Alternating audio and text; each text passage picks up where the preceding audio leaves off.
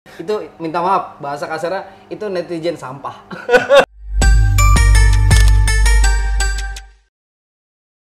Halo Brawlers, kembali hadir di acara Futsal Talk, acara yang membahas tentang perkembangan futsal di Indonesia.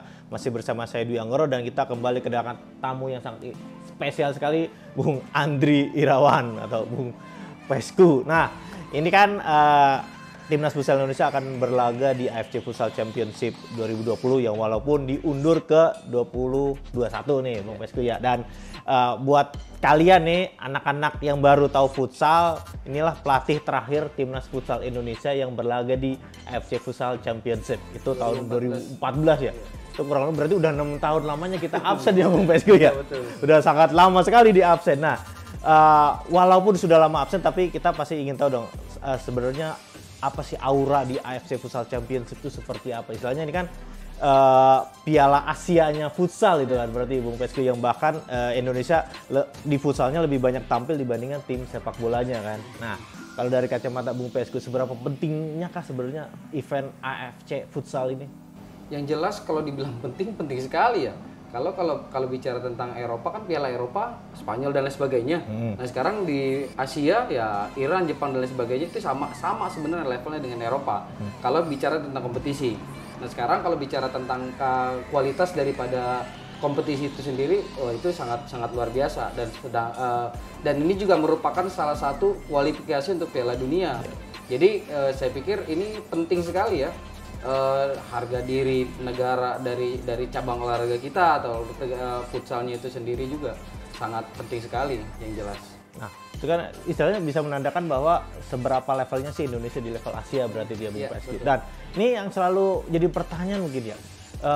Indonesia setahu saya udah 9 kali lolos nih. Cuman semuanya sampai di fase grup. Sedangkan kita tahu di Asia kita ketemunya Australia, Thailand dan Vietnam dan itu udah langganan juga tuh di Asia. Sebenarnya apa yang membedakan itu levelnya antara di Asia Tenggara sama Asia? Karena kan otomatis sebenarnya lawannya itu aja tuh kita. Itu apa tuh sebenarnya yang membedakan itu? Sebenarnya membedakan cuma satu yang paling mendasar, masalah persiapan. Itu yang pertama. Yang kedua bicara tentang persiapan. Kalau persiapan itu kalau untuk latihannya 4 bulan, 6 bulan, 1 tahun, 2 tahun, tapi kalau tidak ada uji coba di level yang tinggi, saya pikir tidak akan ada perubahan.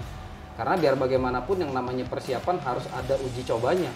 Kalau uji cobanya di ruang lingkup Indonesia aja saya pikir nggak bisa menjadi tolak ukur.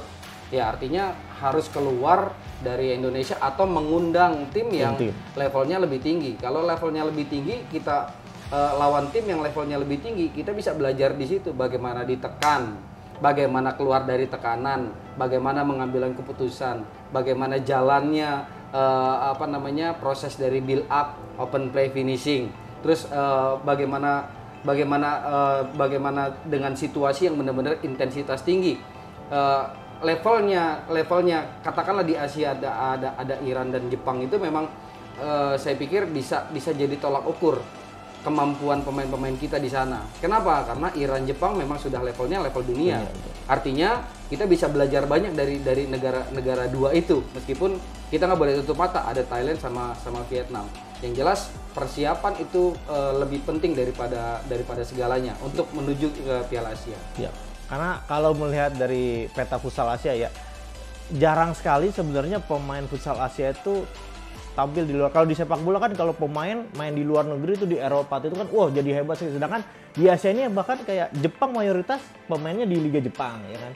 Iran juga di Liga Iran, bahkan Thailand juga Liga Thailand ya. Nah, jadi permasalahannya adalah ketika di persiapan ini apakah memang itu ada efeknya dari liga yang kompetitif juga atau seperti Bang Pesku bilang tadi jangka panjang aja tuh liga persiapannya tuh seperti itu. Tadi saya bilang kalau misalnya bicara tentang satu persiapan, berarti kan persiapan di bawahnya banyak ya, tentang uji coba, terus kita bicara tentang domestik, artinya bicara tentang kompetisi. Dari awal 2006 kita liga pertama ya memang stagnan. Setelah tambah tahun kita bisa bicara tentang membuka wawasan kita mempelajari dari negara ini, negara itu dan lain sebagainya. Nah, sekarang kita sudah mulai berkembang, bahkan bukan berkembang lagi, saya pikir sudah maju. Berbeda dengan zaman pada saat itu ya. Artinya bicara tentang sosial media atau bicara tentang YouTube dan lain sebagainya, itu memang sekarang sudah tersedia banyak. Jadi kita bisa belajar dari situ. Itu secara kognitif kita, tapi pemain itu butuh yang namanya asosiasi atau mulai merangkai gerakan mereka. Mereka sudah mulai mengembangkan teknik, taktik individu mereka. Jangan cuma sekedar kognitifnya saja, dia hanya nonton terus jadi bisa jadi hebat. Nah, itu mustahil. Tapi paling tidak dengan secara kognitif mereka menganalisa pertandingan, gerakan dan lain sebagainya, mereka aplikasikan di dalam latihan, yaitu diulang-ulang jadi otomatisasi. Nah, itulah yang dimaksud dengan level up-nya gitu. Jadi ketika udah ya pokoknya ada sosmed, semua orang bisa belajar lah, pemain juga bisa belajar, tinggal dipraktikinnya, dan di liga itu sebenarnya dipraktikinnya seperti itu. Nah, berarti kan menurut Bung PSQ sebenarnya kan ini ada dua. Apakah kita persiapan bisa bareng liga atau khusus untuk Indonesia emang harus terpisahkan itu? Kalau kita lihat kayak Iran, Jepang, sama Thailand tuh mereka bisa tuh di sela-sela liga mereka TC. Tapi apakah di Indonesia bisa seperti itu? Atau memang kita udah terbiasa bahwa TC ya TC, liga ya liga gitu? Kalau memang habit ya, bicara habit memang kita biasanya seperti itu. Persiapan tim nasional aja, terus baru liga. Nah, mungkin bisa dirubah paradigma kita. Asalkan yang paling penting adalah satu, semua klub-klub yang ada di Indonesia punya satu visi dan misi untuk membantu Timnas tadi. Pelatih kepala tim nasional. Jadi artinya kalau kita mengaca kepada saat ini memang liga futsal di Spanyol memang yang terbaik yang kita lihat ya. Betul. Kenapa? Karena di satu sisi setiap tim itu, setiap klub itu pada intinya, pada dasarnya cara bermain mereka sama. Cuma nanti dikembangkan sama pelatih-pelatihnya masing-masing gitu. Nah, itu yang mesti kita jalankan di sini. Jadi yang paling penting adalah bagaimana menyamakan persepsi ke pelatih-pelatih kepala yang ada di kompetisi kita, ada di liga kita, untuk mensupport atau mendukung pelatih kepala kita. Itu yang paling penting sebenarnya. Kalau bicara masalah bisa atau tidak, saya rasa bisa. Saya rasa bisa dengan harus catatan. Visi-misi tadi. Dengan catatan visi dan misinya harus sama dengan pelatih kepala. Karena akan percuma juga ketika TC-nya terpisah dari liga, toh pemainnya harus disamain lagi. Seperti itu. Betul. Jadi sebenarnya kapan TC-nya, apakah pas liga atau nggak liga itu sebenarnya nggak ada bedanya. Nggak ada Tinggal masalah. satu visi misi aja. Masalah. Berarti itu yang harus sebenarnya ditekankan lagi nih. Nah, ini juga salah satu pengalaman saya pada saat itu ya. Pada saat itu memang setiap klub masing-masing punya persepsi sendiri gitu. Sedangkan begitu masuk gabung dengan tim nasional, apa yang mesti saya perbaiki? Hal-hal kecil. Ini yang saya pikir mudah-mudahan tidak terjadi pada saat ini ya.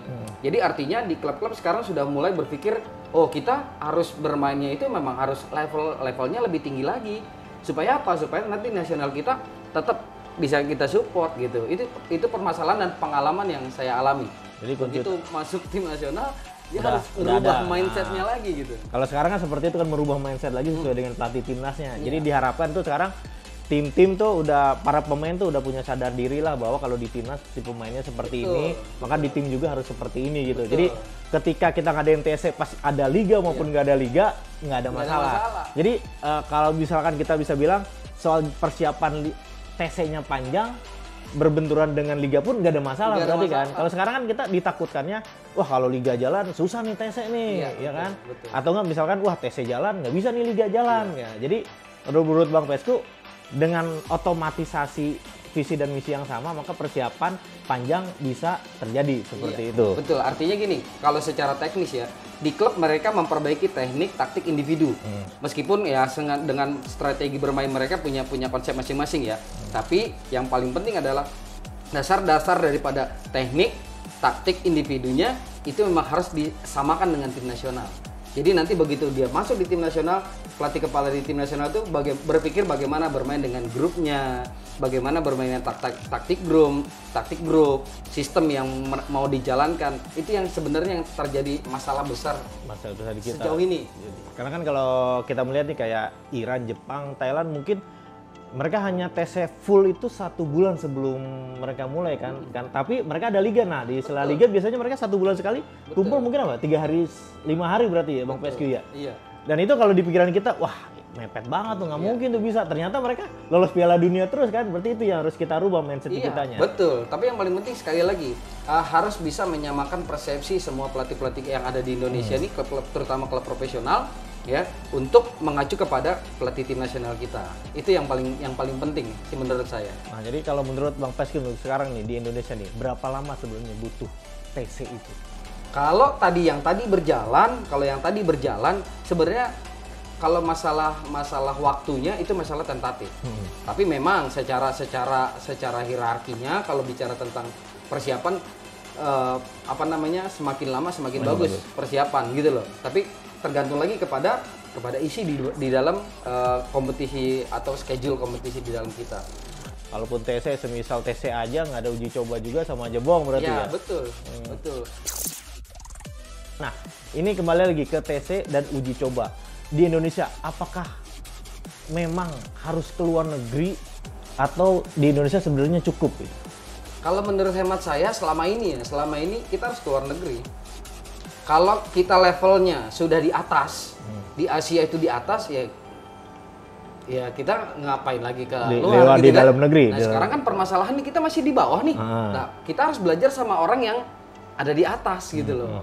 Nah, jadi menurut hemat saya adalah kita harus keluar dan kita harus uji coba sama tim-tim level yang tinggi. Dan ini pengalaman juga pada saat kita bicara kualifikasi di Thailand itu 2011 kita tryout atau uji coba ke Iran. Di sana di pertandingan tuh dihajar kita 2 digit segala macam. Artinya, itu nggak malu tuh ya namanya. Kita nggak inilah. Artinya kita lagi belajar kan.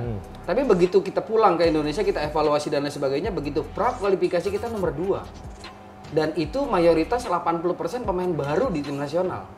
Nah, jadi artinya itu bisa menjadi bukan bahan ini ya, jadi bahan pengalaman aja lah, pengalaman atau pembelajaran bahwa kalau kita latihan atau uji coba bertanding sama tim level yang lebih tinggi, kita bisa belajar dari situ. Kita ngambil contoh kita di U20 yang kemarin kan, betul. Itu persiapan panjang 1 tahun bahkan diikutkan liga. Tapi yang utama tadi mereka pergi ke tryout ke luar negeri. Betul, dan itu sangat penting sekali. Bukan soal masalah jalan-jalan. Iya bukan jalan, gitu. tapi ke luar negerinya itu kan pengalamannya. Untuk belajar gitu loh. Tapi kalau semisal nih kita nggak bisa keluar negeri, pilihan satu-satunya adalah mengundang tim yang kuat tapi tentunya kan yang bisa ke Indonesia. Betul. Kalau soal mengundang tim, Thailand tuh tiap tahun punya namanya turnamen Thailand Fast ya. Itu udah tiap tahun ngundang tim-tim kuat yang mau, kadang-kadang kalau Spanyol mau bisa datangnya Spanyol, dan kita pastinya berharap bisa seperti itu. Jadi menurut Bang Pesku pertama tadi adalah jangka waktu itu bisa di tentatif lah, tergantung manajemen gimana hasilnya. Tapi yang pasti adalah uji coba melawan tim kuat. Saya nggak bisa bilang luar negeri karena bisa aja tim kuat kita datengin. Betul. Tapi yang pertama adalah lawan tim kuat dan kalah berapapun itu lebih bagus dibandingkan kita menang pas uji coba tapi kalah pas pertandingan. Betul. Okay. Itu yang jadi dan ini juga satu berbalik. Pada saat kita mau menjelang 2014 Piala Asia, kita sebelum ke Vietnam kita mampir atau tryout dulu ke Thailand. Pada saat itu kita menang 2-1 dengan tim nasional Thailand. Ya, betul. Akhirnya di pertandingan ya kita memang at least ya mungkin bisa dibilang secara apa ya anti klimaks dan lain sebagainya ada di situ lah. Itu bisa jadi gambaran kita. Nah. Artinya kalau kita berkaca dari 2011 atau 2014 itu, saya sih pengennya setiap kali kita uji coba itu pengennya kalah dengan catatan, dengan tim-tim yang kuat gitu kan. Iya. Nah, ini juga kan kita kembali ke 2014 tadi. Kalau melihat skor-skornya kan kayak wah Indonesia dibantai 5-1 sama Iran, kemudian 5-0 sama Australia, tapi bisa menang kan 4-3 lawan China tadi. Nah, dari pengalaman terakhir di 2014 itu sebenarnya apa tuh kekurangan pemain Indonesia? Karena kan udah pasti tuh levelnya Asia. Apalagi nih kita 6 tahun absen ini kan. Sebenarnya apa sih yang membedakan sebenarnya? Karena kan kalau kita lihat skill individu pemain kita kayaknya nggak kalah itu. Nah, itu jadi pertanyaannya apa itu sebenarnya? Satu, jam terbang.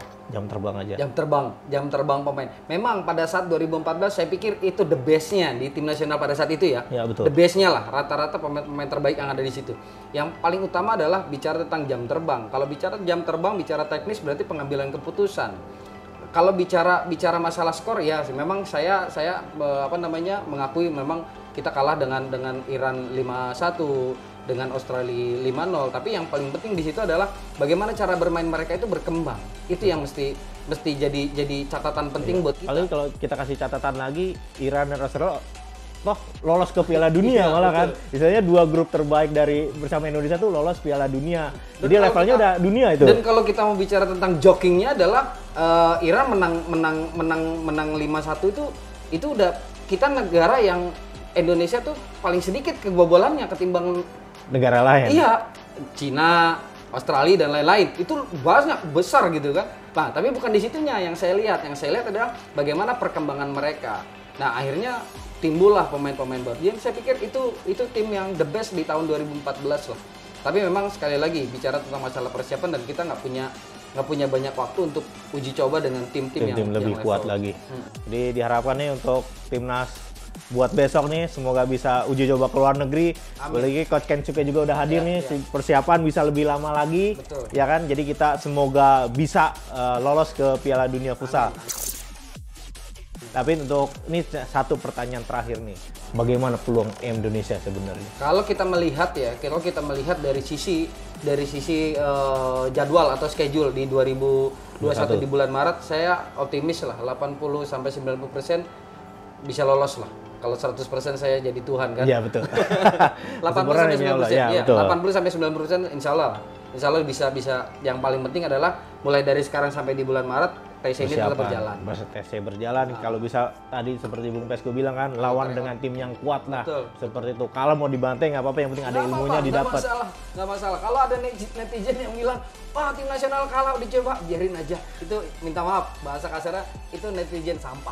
Dan masalahnya bukan gitu Bang Pesko, masalahnya menang juga pasti dikritisi. Alam menang lawan tim itu doang, serba salah emang kan. Betul, tapi yang paling penting sekarang bagaimana kita support mereka tim nasional kita, biar bagaimanapun tim nasional kita naik di atas pun kita juga ikut ada sesuatu yang bakal kita buat di kedepannya. Ya. Oke, mungkin itu aja buat Bola Lovers nih, bagaimana pengalaman Bung Pesko bahwa level Asia kita tuh sebenarnya udah level dunia ya Bung Pesko ya. Jadi nggak cuman ecek-ecek gitu. Jadi kalau ketika kalah mulu lawan Iran, ya Iran levelnya udah dunia. Kalau dibilang kalau kita bisa memberikan perlawanan itu malah lebih bagus lagi, berarti kan. Oke. Jadi kita harap semoga timnas tahun depan bisa lolos Piala Dunia Futsal di Lituania. Oke, mungkin demikian aja Bung Pesko. Terima kasih. Kalau gitu sampai berjumpa di lain kesempatan. Jangan lupa untuk like, komen dan subscribe di channel YouTube Bola Love. Untuk itu salam olahraga.